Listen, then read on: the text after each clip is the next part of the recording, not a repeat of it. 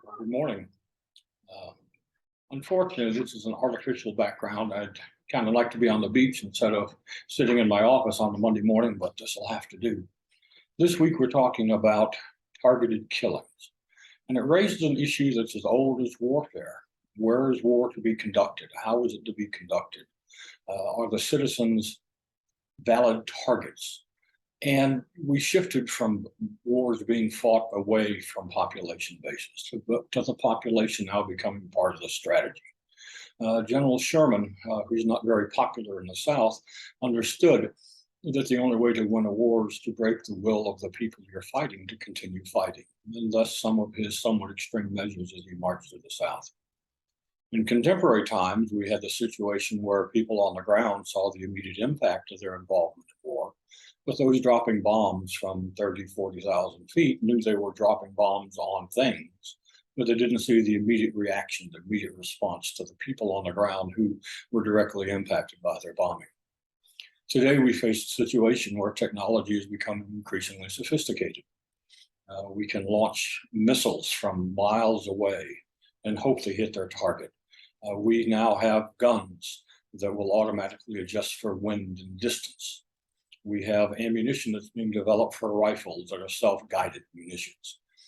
With the use of drones, we've been able to further depersonalize war so that people sitting in a nice, comfortable seat in the middle of the United States can drop bombs from drones, missiles from drones on targets. And as always in war, you have what is known as collateral damage.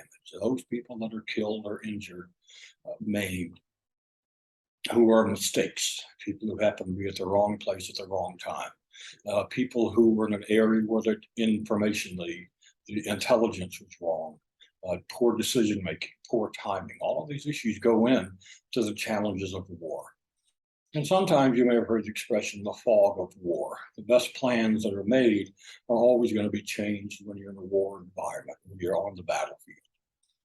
What we're having today is an increased depersonalization. We can use these drones to attack targets. On the one hand, if it's targeted and it gets a target you want, that's a way to help eliminate leadership, help disrupt the opposition, help destroy their will to win and continue fighting. On the other hand, what happens when the intelligence is wrong and you kill a dozen peacekeepers, aid workers, innocent families, people at weddings that are mistargeted, misguided? So you have those two issues. One is faulty intelligence, and the second, anybody who's ever used a computer knows they're not 100% accurate all the time. They make mistakes, there are glitches. And that's what raises the issues that we're talking about this time.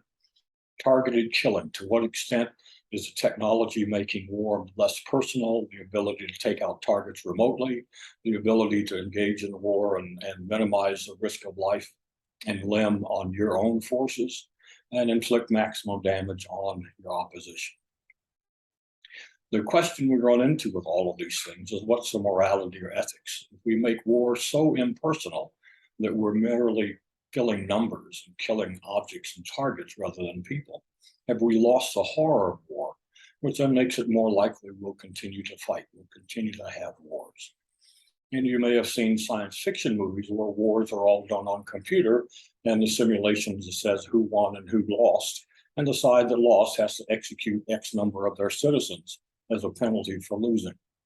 Again, dehumanization, moving away from the horrors of war, which makes it more likely.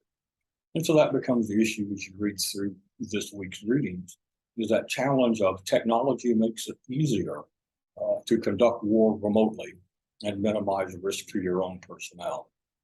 However, it's not 100% perfect, and what obligation or responsibility should be there for those that are collateral damage, for those that are attacked by mistake? Is that just, oops, sorry, wrong place, wrong time, or do we have some obligation to those people?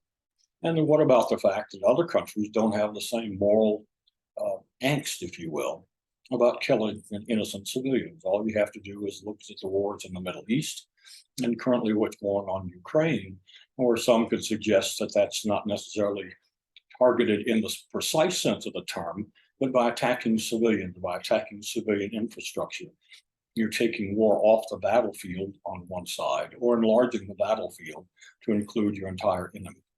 Those are the issues that are raised this week. And what do you think?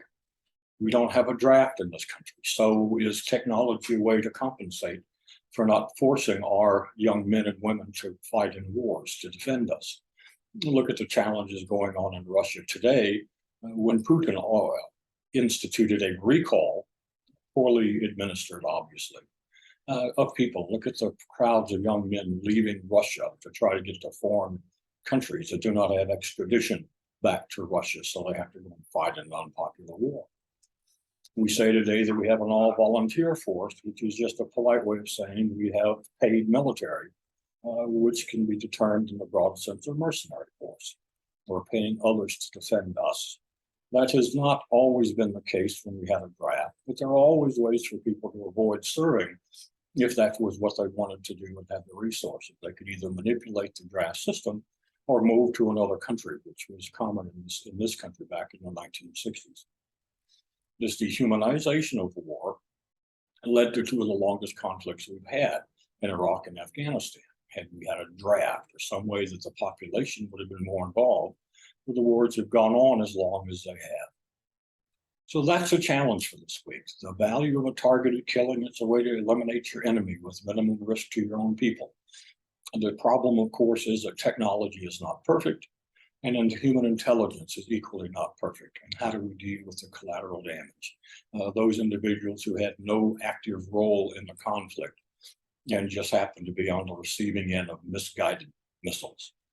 So that's your challenge. What's the ethics of this? Is it the right thing to do? If we do it to other countries, is there any reason other countries shouldn't do it to us? Where does it end? And then you have the fact that this is a democracy where people have a right to express opinions. People can challenge the actions of their government. We have a different standard on conducting war than perhaps other countries.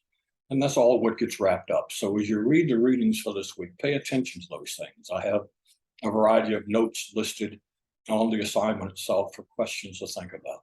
So as you read through the article, make notes on the things that highlight. As you write your essay, make sure to use proper citation, as we've talked about all semester, so that you link your research to the work of others, and then that gives more credibility to the data you present. If you have any questions, please feel free to email me. I can always arrange Zoom meetings if necessary. Good luck. I look forward to reading your work. Have a great day.